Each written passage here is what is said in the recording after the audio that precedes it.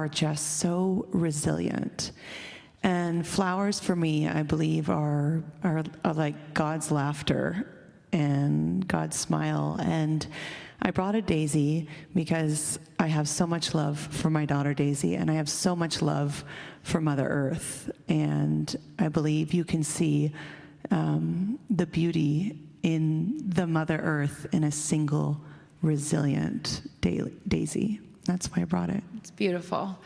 Gayle, when you saw even just a snippet of that right there, first of all, congratulations, you did it. Oh, you did it. I know. You did it.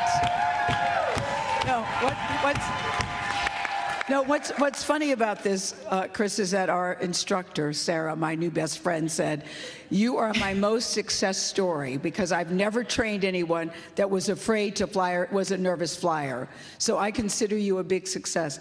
And I'm so proud of us. I really am proud of me because I never in a gazillion years thought I could do this.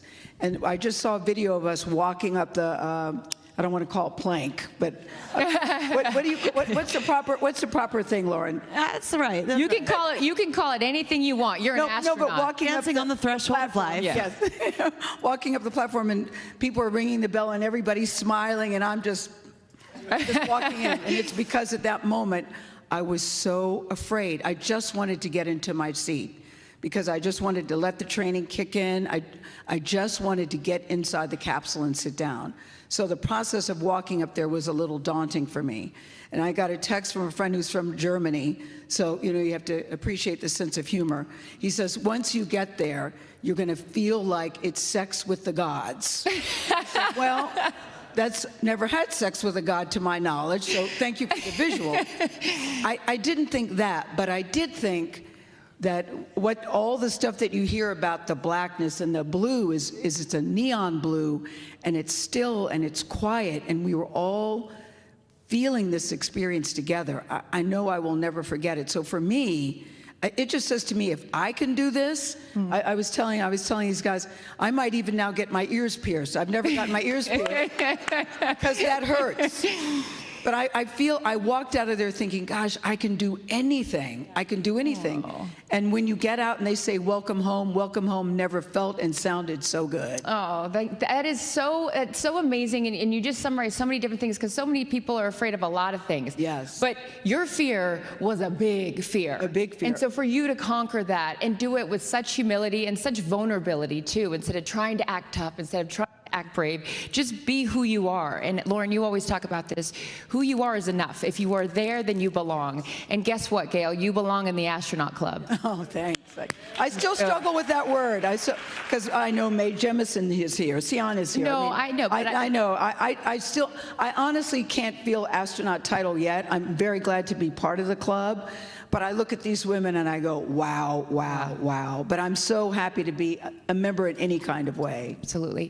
Carrie Ann, when you watched that video, what did you think watching it back and then have, again, just a short amount of time to process everything that's happened to you, but how are you feeling right now? I'm feeling a lot more calm since the first time you and I spoke. I felt a sense of peace up there. I think I blacked out during most of it, except for when I was looking out the window, which is really what I wanted to get out of it. And as everyone has described, the vast darkness of space, it's a color you cannot describe. It was very important for me to see the moon and look down on the earth and know that the people that I love the most were down there. It was a pretty transcendental moment for me. But I think, one of the biggest things actually as a filmmaker is I almost felt as if I was watching a really intimate film. And I wasn't only a witness to that film, but I was also the storyteller. Beautiful. Did it feel like you were up there for a long time, or did it feel really quick? One of the things during training that I said that really surprised me was it felt like our quote 0G time was really long, and I knew I was going to have a lot of time to look out the window and go upside down. And it went so fast. Yeah. It went so fast. I see all you guys shaking your head. I could have taken 2 more minutes. Just 2. Oh, now the one that didn't want to go up now wants to stay up longer. My gal. 2 more minutes. 2 more minutes. We'll take that back to the blue team. She would like to increase this experience Yes, by 2 Dave, minutes. I would have liked 2 more minutes. Amanda, I know this is a lifelong dream of yours, and now it is a dream fulfilled. Now that you can say that you've had this experience, and to Audrey's point earlier, you will be asked about it over and over again. When I ask you, how was it? What is your response? What a beautiful world we have. And when I looked over it, all I could think, yes, the science was done. And that actually is a dream in itself. You know, I think one of the happiest moments, this is going to make me sound like a nerd, and I am, so I own that, was when I found out that we could operate the science inside the capsule. What do you instead of mean by having- that? Because I'm not. Originally, my experiments were going to be passive payloads, which I'm also very excited to see the data from that. But to be able to do that and operate it while we had our moment in microgravity was such a phenomenal dream for me. Mm-hmm. And the person who had to sacrifice that in order to find justice was able to do that. So that in itself was a dream come true. But I did get to float my zero-G indicators. I showed both of you. Yeah, but I had the great luxury, but I know that the audience doesn't know what you had. I would love if you shared it with them. Yeah, after I left the hospital after my rape kit, I wrote down a promise to myself, never, never, never give up. I taped it to my laptop and looked at it every day as I fought for my rights. And that was my zero-G indicator, looking at it over Earth. And for me in that moment, I just want every survivor and every person who's ever had a dream deferred to know that your dreams are valid, that even if your life has thrown you a lot of challenges, you will make it through. And even if your dreams are as wild as going to space, they matter, and you can get there too. If I got there, you can get there too. Beautiful. Aisha, I know representation. Yes, please clap to that. Representation is so important. Congratulations. The first Bohemian woman in space, ladies and gentlemen. And we saw on that short video, which I also would like to be 2 minutes longer because I want to see everything that was going on up there. You had your flag. Explain and expand upon the importance of representation for you up there. In 1961, when Alan Shepard was launched, we know where he left from. But do you know where he landed? He landed in Grand Bahama. And today I had an opportunity to be on a flight that mimicked that trajectory and allowed me to carry the legacy of my grandfather, who came from Exuma, Bahama, which was my call sign on this trip. And I carried the flag of the Bahamas as a powerful reminder of the past, the present, and the future of space. And your grandfather was here today. Yes, he is. He's right there. Where is he? Where is he? There he is. There he is. 92 years young. Thank you for being here. You must be so proud. All right, I would love to open it up now to the press for some questions, and I know that appropriately enough, the first question comes from EBS Outlet. Hey everyone, I'm Mark Strassman with CBS News. Congratulations to all of you. Welcome home. Gayle, I want to direct this question to you, but anybody else can answer it. So after all the anxiety and preparation and prayer and meditation and training, what about this flight surprised you, and would you do it again? What surprised me? I got a little lightheaded, Mark, when I was coming back. I thought, am I going to pass out from the zero Gs? I actually thought about that. Then I thought, I can't, and I didn't. So that surprised me. But the thing is, I can't stress enough how well prepared we were. The training, we did it over and over and over again. We prepared for if there's a fire, if everything doesn't go according to plan. Which, by the way, you guys should know, Blue Origin has backup after backup after backup after backup. So I was very grateful for that. but we were so well trained and so well prepared. I wasn't really surprised by anything. We were all expecting the noises that we heard. We were all expecting a little bit of a vibration when the parachutes deployed and they yanked you back up and brought you back down. So we were very, very, very well prepared. So that wasn't what got to me. What got to me was how calm I felt, because I really was, I can't stress enough, guys, how terrified I was. But I can't, it was so calming to me, and it was so peaceful. And you know, the guy that drove me this morning, his name is Tony. I fell in love with Tony. He's from Montana. He's 32 years old. And he said, it's so great that you get to do this. I said, really? You think it's great? He goes, no, it's great. I would do it, and if I could trade places with you right now, I would trade places with you right now. And I said, but what about the danger? Do you think about the danger? He said, the biscuit is worth the risk it. The biscuit is worth the risk it. And I went, well, okay, that's one way to look at it. I said, let me write that down, Tony, the biscuit is worth the risk it. And then he said, but you don't understand. He's done 4 missions. This was his 4th. He said, we've never had a mission like this. The energy is different. Everybody is so happy for you guys. And I said, why do you think that is? He said, because it's very empowering. He's 32. And I said, do you have a daughter? Is that why? He goes, nope, I don't have any children. I'm living the bachelor life and enjoying it. But he said, it feels so empowering, and it has a specific reason that I find myself empowered by what you all are doing. Says this 32-year-old young white guy to me. Yeah. And I was so blown away by that, his sincerity of that, and what this meant to him. So I think, Mark, I'm taken aback by the number of people that have been encouraged and inspired by what we're doing. You know, I've heard people say, oh, okay, you guys are going up on an 11-minute ride, which, by the way, I resent the word ride. There was nothing about a ride. This is a frickin' flight. This is a frickin' journey. That was not a ride. It was not a joy ride. Yes, please applaud for that. And so I'm blown away by the people that are really, we've had some cranky Yankees and haters. I've heard you. I'm not going to let you steal our joy. But most people are really excited and cheering us on and realize what this mission means to young women, young girls, and boys too. A historic moment. Yes. Historic moment. The first ever, very rarely in your life do you get to be a part of something for the first time. The first ever all-female crew. And I know you guys are so appreciative of all the incredible women who have come before you, but the first ever all-female crew is worth accentuating over and over again. So congratulations to you guys on that. As we look out here into the audience for another question. Okay, yes. Hi, everyone. Emma Hinchliff with Fortune. Carrie Ann, I'm curious if film and television of space has lived up to what you saw, and if you have any ideas for a movie. Oh, that's a good one. Thank you. Thanks for that question. This all came about kind of quickly for me, the way that the mission unfolded, the training leading up to it.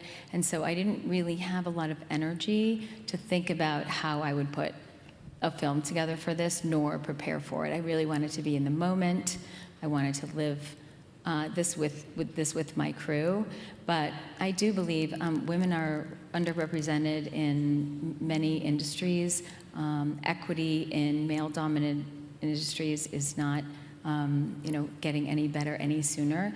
And I hope that this mission and highlighting missions like this and getting that sort of story, those stories out of the media is really important. So I definitely have some ideas that I'm cranking through, so stay tuned. Next question. Thank you. Hi, yes, Mireya with ABC News. Hi, Gayle, by the way. Mireya. And thank Mireya you. used to be at CBS, and then she went over to the other side. But I'm still nuts about it. But I still Good to love you. see you. And Really thank you all for doing this. It's been a joy to watch all of you on all different levels. You all mentioned after coming out of the capsule that there was this moment of connection, not just with each other, but with the Earth and maybe a higher being even. Katy, my question is for you. How are you hoping that this moment affects change for other people moving forward? I hope they can see the unity that we modeled and replicate that and understand that we weren't just taking up space, we were making space for the future. And for me, like Gayle said, this wasn't a ride, it wasn't a destination, it was a journey, and it was a supernatural one. And my journey has always been about love and belonging, and I think that we have all felt that sometimes we weren't worthy or we didn't belong in certain ways, no matter all the accolades, no matter all the studying, no matter anything. And I think today we all said it, like, we belong here. Mm-hmm. This is where we belong, and we feel very sure of that. So I think that you'll never know the amount of love that you have inside of you to give and to receive until the day you launch, because you're leaving all the love behind and you're surrendering and you're hoping that you get another chance to love them again. And so when you come back down, you're like, oh, I get another chance and I'm gonna do it. Oh my God, now I'm crying. Okay, very well said. Very well said. It's beautiful. Next question. Hi there, Ed Lavandera with CNN. Glad to see you guys all safely back on the ground. Us too, Ed. Lauren, this is a question for you. You spoke after the flight how you'd hope that people watching would see this as a possibility, an opportunity, I'm paraphrasing, but something that would be accessible to, I presumed you mentioned just average people across the country. But the fact is, this isn't accessible for millions and millions of people. Do you envision that this would be something that, you know, it'd be like flying from El Paso to Dallas for $200 on Southwest Airlines? Well, you know, I always revert back to the barnstorming era. And I don't know if you guys remember, that's when the Wright brothers first started flight. I mean, they never envisioned at that time that there would be 747s taking hundreds of people across the country. And so, yes, I think one of Blue's missions is to have that happen. You know, their other mission is for the benefit of Earth. They want to put all of heavy industry on Earth, and it may seem fantastical now in space. Sorry, I'm still like coming down from this. Yes, put of all heavy industry in space, and it may seem really fantastical now, but I know Jeff. And I know Blue Origin, and we might not see it in this generation, but their kids and their kids will eventually have that. So Blue Origin is building the road to space so that your kids and their kids can build the future. It's such a good point, and I think what's interesting, again, this being my first launch and new to this whole world, is that the normalcy of these flights is a good thing. It's seeing more and more of them is why this is all working. So and every time one goes up, they learn something. Every single time. Every single time, that's what they're doing. Every flight, they learn something. I think so many times, too, Ed, people think that you get comments about, why are you spending all that money in space? What about here on Earth? And to me, it's not a either or, it's a both and. And I think both things can be done. It's not a zero-sum game. Mm-hmm. And I think the more people, I was one of those people, actually. Well, I spent a lot of money on that. And then you get involved and you start listening and you start learning and you start seeing what goes into doing this and what comes out of it. I think you'll feel differently about it. Today on the webcast, I thought it's worth mentioning, and I'm not sure if she's here or if she wants me to call her out, but Kristen Fisher was with me today.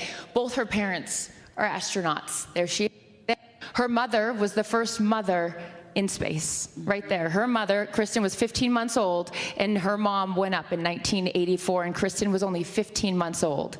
And everyone said, you're crazy for leaving your 15-month-old baby back here. And that was in 1984.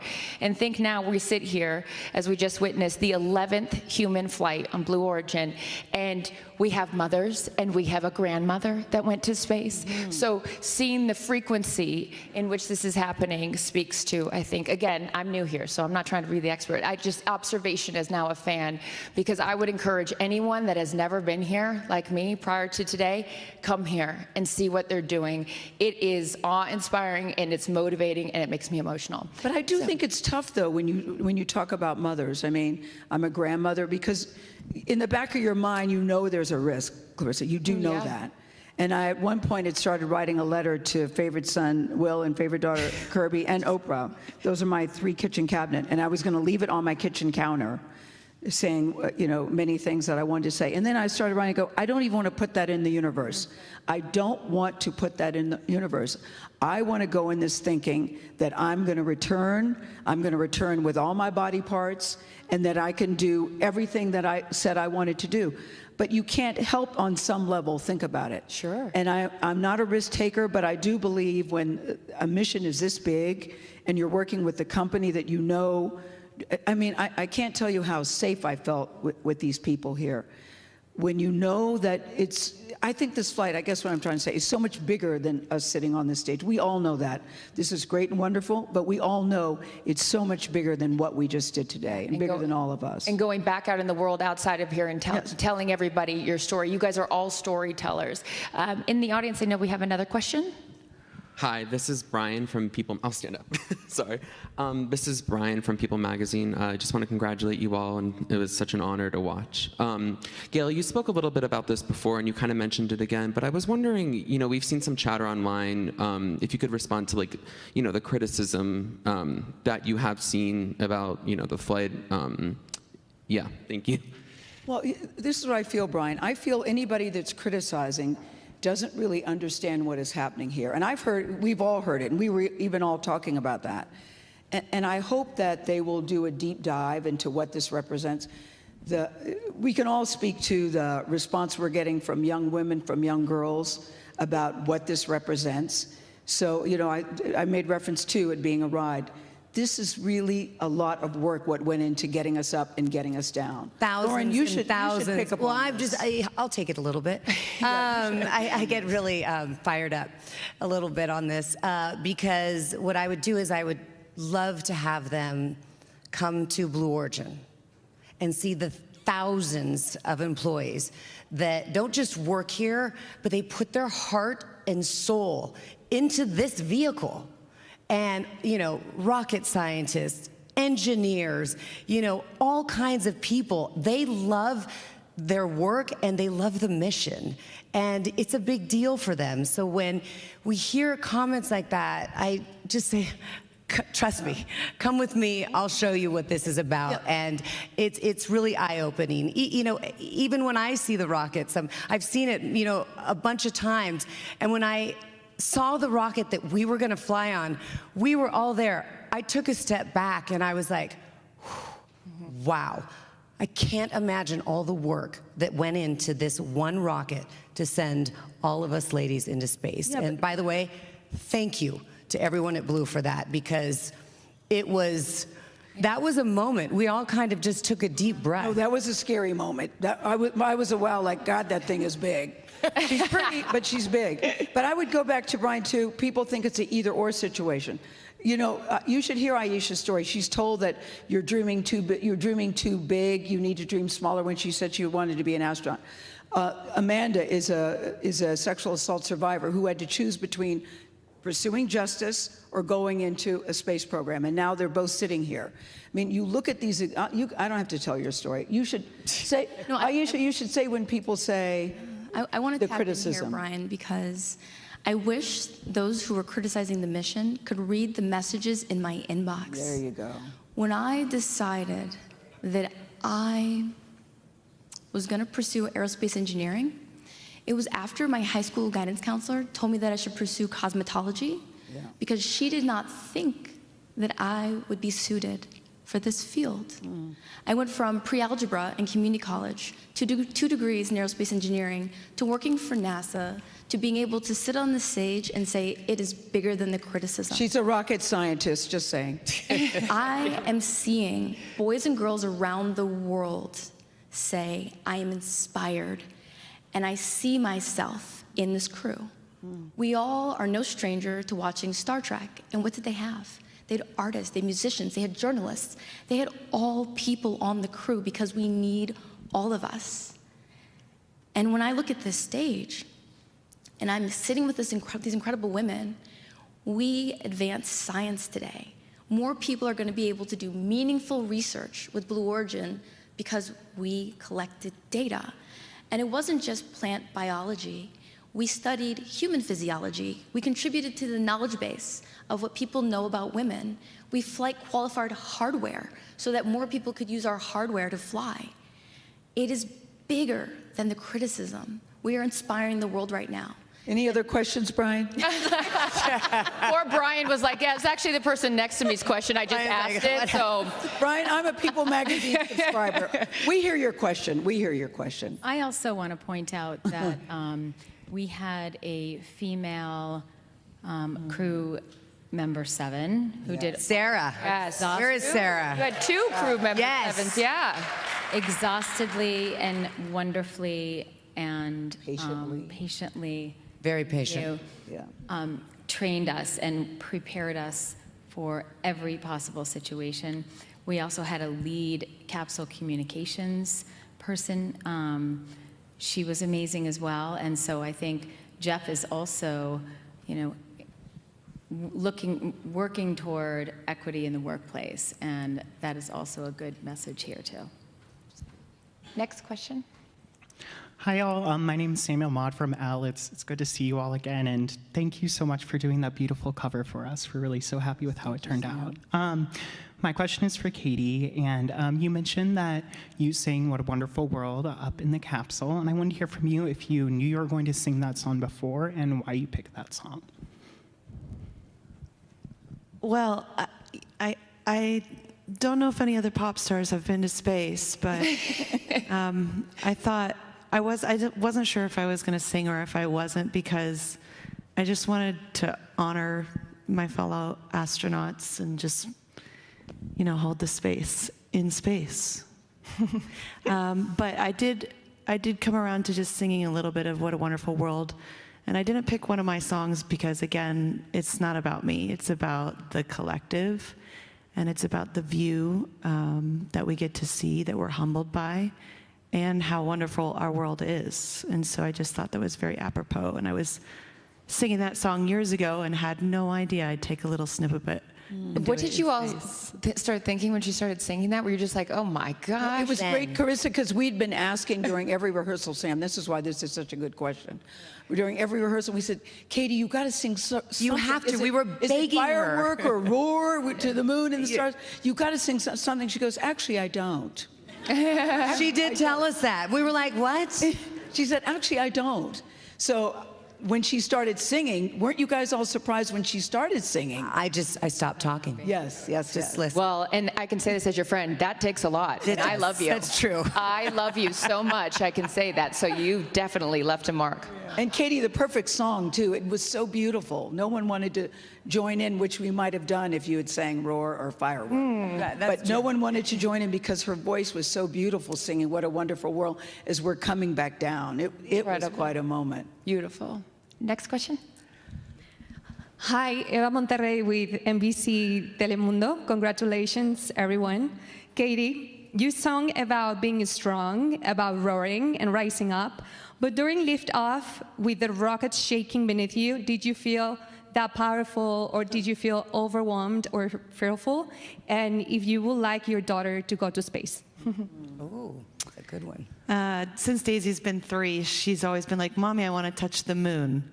And after we got back, I got to give her a big hug just now. And then she just looks at me and she goes, what are we doing today, Mom? I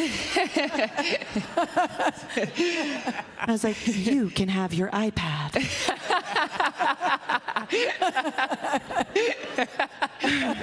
We. That's so funny. We were feeling all the things, and it surprised us. But I think one of our words was surrender. Like as a mother, and as the opportunity to be a mother, I think the only other time I felt this feeling at dancing at the threshold of life and the unknown is when I'm about to become a mother. And it is like, just take over, take the wheel. Yeah. I just got to let go and just know that you have the best in mind for me. And so, yeah, 10 out of 10 review. Daisy, go to space. Next question. That's it? Okay. All right, you guys. Can we give it up one more time for the newest astronauts?